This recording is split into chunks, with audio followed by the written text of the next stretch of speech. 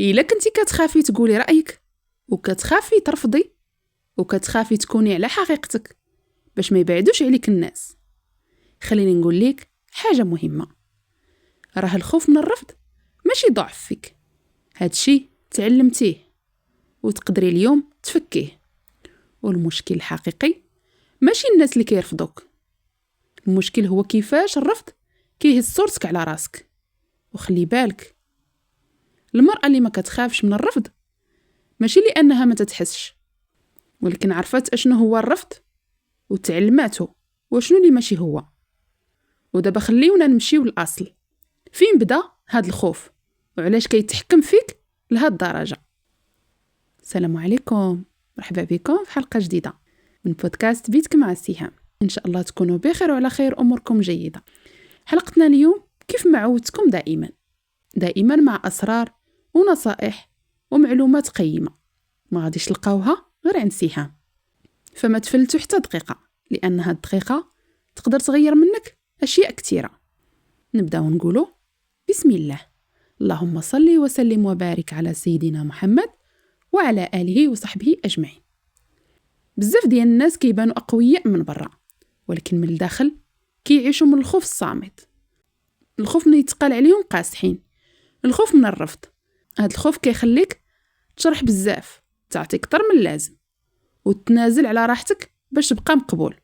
ولكن السؤال هنا ماشي كيفاش نخلي الناس يقبلوني، السؤال هو كيفاش نرجع نقبل راسي حتى إلا ما قبلني حتى واحد.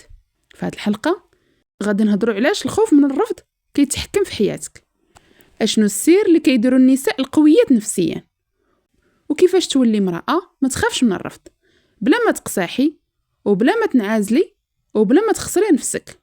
باش نفهموا علاش الرفض كيدخل القلب بهاد القوة، خاصنا نرجعوا الخطوة للور، ماشي العلاقات دابا، ولكن اللي أول مرة حسيتي فيها أنك خاصك تستاهلي القبول. الخوف من الرفض ما كيطلعش فجأة، وما كيكونش مرتبط بغير بعلاقات وحدة ولا موقف واحد. هو غالبا تراكم صامت بدا بكري وتربى معاك خطوة بخطوة حتى ولا جزء من شخصيتك بلا ما تحسي.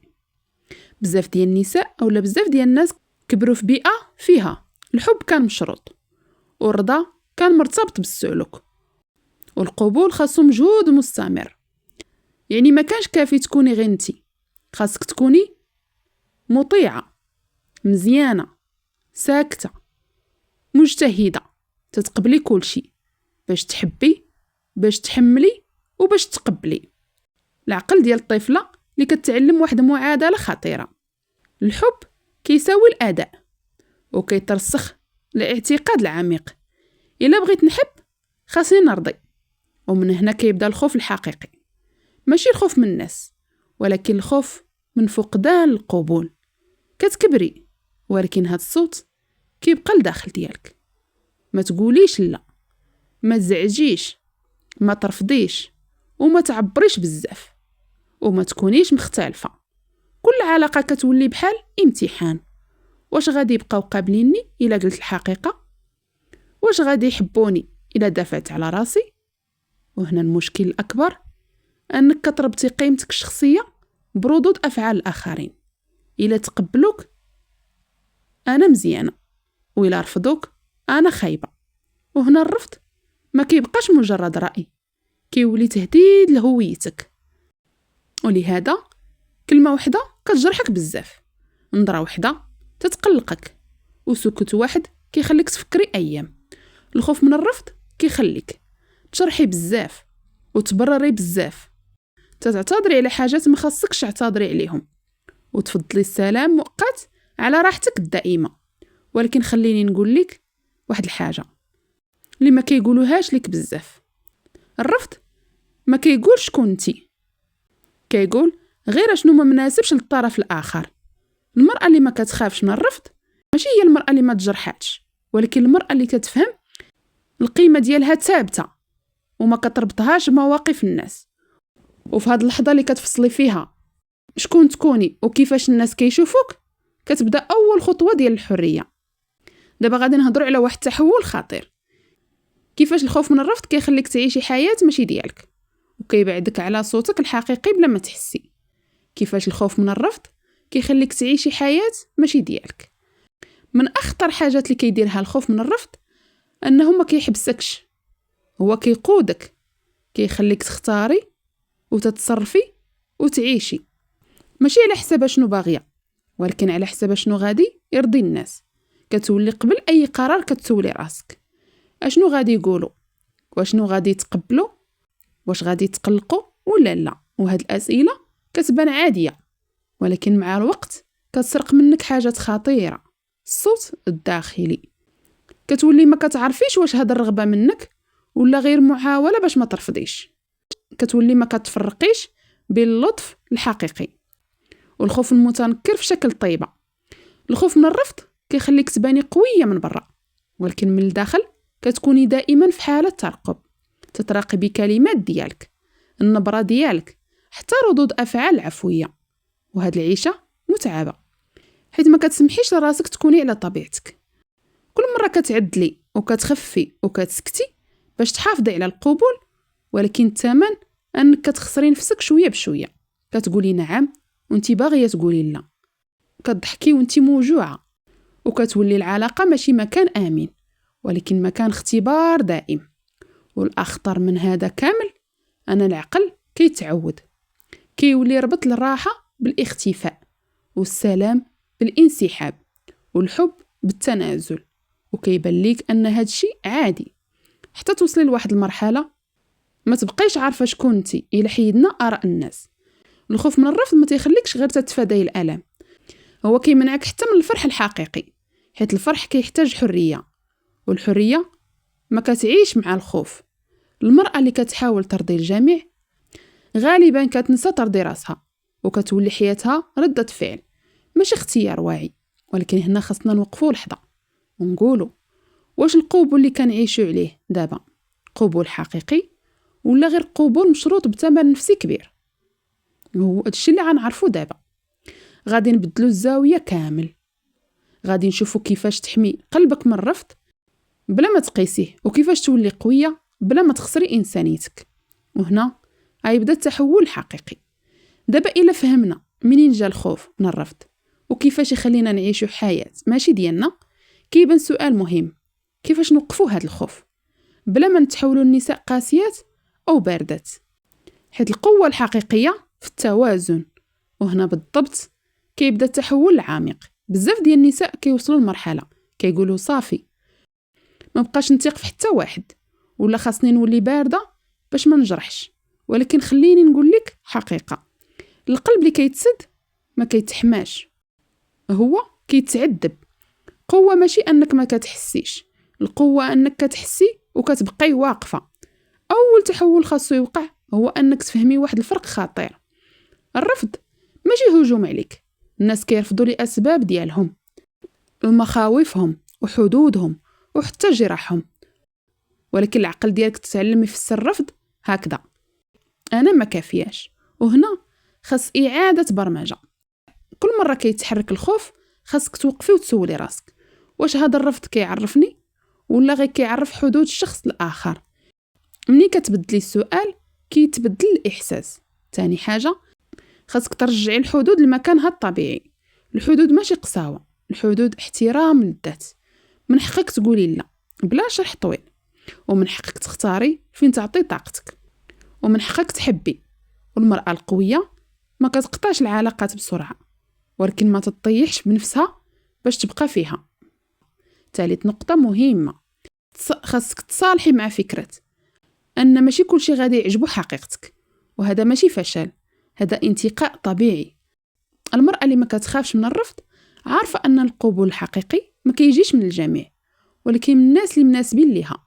ومن هنا كيوقع التحول الكبير. كتولي كتختاري العلاقات ماشي على أساس أشنو خاصني ندير باش نتحب، ولكن واش هاد العلاقة تخليني نكون على طبيعتي. القلب ديالك ما خاصوش يتسد، خاصو يتعلم فين يتحل وفين يحافظ على نفسه. وفي اللحظة اللي كتولي فيها قادرة تحملي فكرة الرفض بلا ما تنهاري وكتولي حرة. دابا غادي نهضروا على واحد السر كيقلب الميزان كامل: كيفاش تولي امرأة يجيها القبول بلا ما تطلبه. وهذا هو جوهر القوة النفسية. دابا منين فهمنا كيفاش نحميو قلبنا بلا ما نسدوه وأن الرفض ماشي حكم على قيمتنا، كيطلع سؤال طبيعي: علاش بعض النساء كيتقبلوا بسهولة وما كيطلبوش القبول؟ الجواب ماشي في الشكل ولا في الكلمات، ولكن في واحد السر داخلي اللي كيغير كل شيء. المرأة اللي ما كتخافش من الرفض ما كتسناش القبول من برا، هي أصلا قابلة على راسها من الداخل. وهذا الفرق بسيط هو اللي كيخلق الفرق الضخم. مني كتكوني محتاجة القبول كتبان الحاجة في تصرفاتك، تتبان في الصوت وفي التبرير وفي الخوف من الخطأ. ولكن مني كتكوني مكتفية داخليا كتبان الراحة، وهذا الراحة هي اللي كتجذب الناس. القبول الخارجي غالبا كيجي من بعد القبول الداخلي، ماشي العكس. المرأة القوية نفسيا ما كتقولش خاصني نتحب باش نحب راسي مزيان، ولكن أنا مزيانة، واللي باغي يقرب مرحبا، واللي ما بغاش راه حر. وهنا كيتبدل الميزان، كتولي العلاقات اختيار ماشي حاجة. واحد من أكبر الأسرار أنها ما كتشرحش راسها بزاف، ما كتدافعش على كل تصرف، وما كتقنعش كل واحد بقيمتها، حيت القيمة اللي محتاجة الشرح غالبا ماشي ثابتة، هي ما كتقيسهاش. غالبا تتكون واضحة فشنو تقبل وشنو ما تقبلش، واضحة في حدودها وواضحة في صمتها، والناس كيحسوا بهذا الوضوح حتى بلا كلام. المرأة اللي ما كتخافش من الرفض عارفة حاجة مهمة، أن الرفض كيصفي وما كيكسرش، كيبعد اللي ما مناسبش وكيقرب اللي مناسب، وكتفهم أن كل خسارة خسارة، بعض الخسائر حماية. منين كتوصلي لهذه المرحلة كتولي هادئة، حتى وسط عدم القبول متوازنة، حتى وسط الاختلاف واقفة، وحتى إلا ما صفقت لك حتى يد. وهذا ما كيجيش فجأة، كيجي بالتدريب. تدريب أنك تسمعي صوتك، تدريب أنك تحترمي إحساسك، تدريب أنك ما تخونيش نفسك باش تبقاي مقبولة. وفي اللحظة اللي كتختاري فيها تكوني صادقة مع ذاتك أكثر من رغبتك في القبول، كتولي قوية بلا مجهود. ودابا غادي نجمعو كل شيء ونعطيك الخلاصة باش تعيشي هاد القوة في حياتك اليومية. وهنا عيجي السؤال: كيفاش تعيشي بلا خوف من الرفض في الحياة اليومية؟ منين كتفهمي أن الرفض ماشي خطر وأن قيمتك ما مربوطة حتى بقبول واحد، كتبدا المرحلة جديدة، مرحلة العيش بالوعي. الخوف من الرفض غالبا كيطلع بمواقف صغيرة، مكالمات ما تتجاوبش، أو لا رسالة ما تردش، أو لا نظرة ما كانش دافئة. وهنا الفرق بين المرأة القديمة والمرأة الواعية: الأولى كتفسر، الثانية كتلاحظ وتسكت، كتولي تقول ما نعرفش شنو واقع عندهم، ولكن كنعرف شنو واقع عندي، وهذا بحد ذاته قوة. أول تمرين يومي هو أنك ما ترديش فورا على كل إحساس. الإحساس كيجي، ولكن القرار خاصو يجي من العقل الهادئ ماشي من الخوف. ومنين تحسي بالرفض ما تسوليش راسك اشنو درت غلط، سولي اشنو خاصني دابا باش نبقى متوازنة. تاني حاجة، دربي راسك على قول لا في الحاجات الصغيرة، ماشي بقسوة ولكن بوضوح. ما نقدرش دابا، ما هاد الحاجة ما تناسبنيش، نفضل ما نديرش هاد الشي دابا. كل لا صغيرة كتقوي العمود الفقري النفسي ديالك. ثالث حاجة، راقبي العلاقات اللي كتخليك دائما حاسة براسك مطالبة تثبتي قيمتك. العلاقات الصحية ما كتطلبش إثبات دائم. إلا كنتي دائما متوترة، كتحسبي الكلمات، كتخافي تخسري الشخص، راه هذه إشارة ماشي قدر. المرأة اللي ما كتخافش من الرفض ما كتقطعش الناس، ولكن كتختار المسافة المناسبة، قريبة بلا مشاكل وبعيدة بلا ذنب. رابع نقطة، ردي الاعتبار على راسك، احتفلي بكونك صادقة حتى إلا ما عجبتيش الجميع. القوة النفسية ما كتجيش من عدد الناس اللي كيبغيوك، كتجي من احترامك لذاتك حتى وانتي بوحدك. ومنين كتوقفي تبحثي على القبول كتلقاي السلام. القوة الحقيقية هنا، المرأة اللي ما كتخافش من الرفض ما هياش امرأة ما تتجرحش، ولكن امرأة ما كتسمحش للجرح يسرق منها قيمتها. هي عارفة أن الرفض مرحلة ماشي هوية، وعارفة أن القبول الحقيقي كيبدا من الداخل. إلا خرجتي من هذه الحلقة بفكرة واحدة خليها تكون هي هذه: انتي ما محتاجاش تثبتي قيمتك لحتى واحد، قيمة ديالك موجودة. قبل أي قبول وقبل أي رفض، وخلي قلبك مفتوح ولكن واقفة. وصلنا لنهاية الحلقة، ما سخيتش بكم، تنقول لكم الله يسخر لكم كل خير.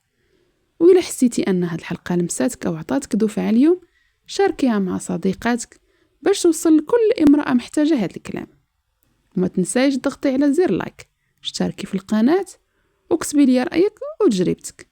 كل تفاعل منك يدعمني نقدم محتوى أعمق وأقرب ليك، يوصل لي أكبر عدد من النساء اللي بغيتي تغير. نشوفك في حلقة جديدة بإذن الله. مع السلامة، استودعكم الله الذي لا تضيع ودائعه.